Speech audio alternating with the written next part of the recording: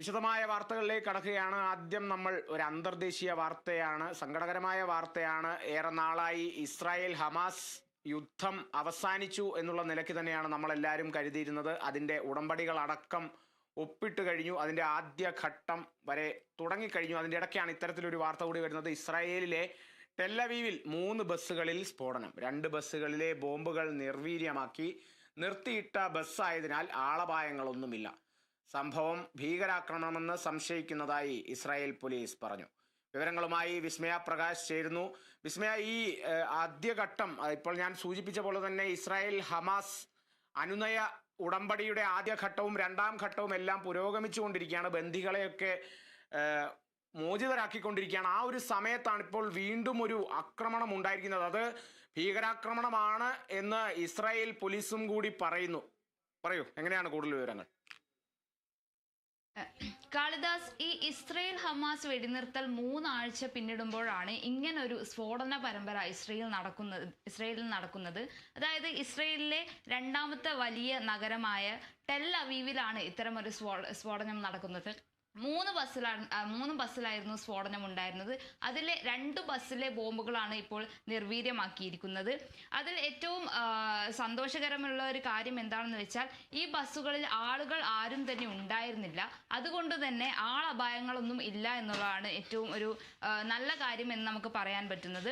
ഈ tell അവീവിലെ ബാത്യാം, Holon എന്ന് പറയുന്ന നഗരങ്ങളിലാണ് ഈ ബസ് നിർത്തിയിട്ടിരിക്കുകയായിരുന്നു.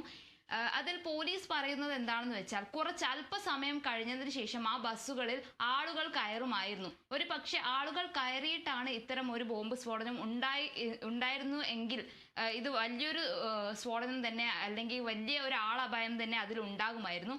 ഭാഗ്യവശാൽ ആ ബസ്സുകളിൽ ആളുകൾ ആരും തന്നെ കയറിയിരുന്നില്ല.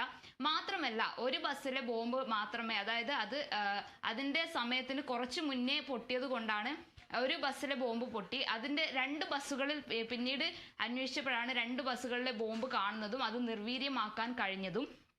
അതുപോലെ തന്നെ ഇതിന് ശേഷം, അതായത് വെസ്റ്റ് ബാങ്ക് എന്ന് പറയുന്ന സ്ഥലത്താണ് ഇത്തരം ഒരു സ്ഫോടനം ഉണ്ടായിരിക്കുന്നത്. ഇതിന് ശേഷം അവിടെ ഇസ്രായേൽ സൈനികർ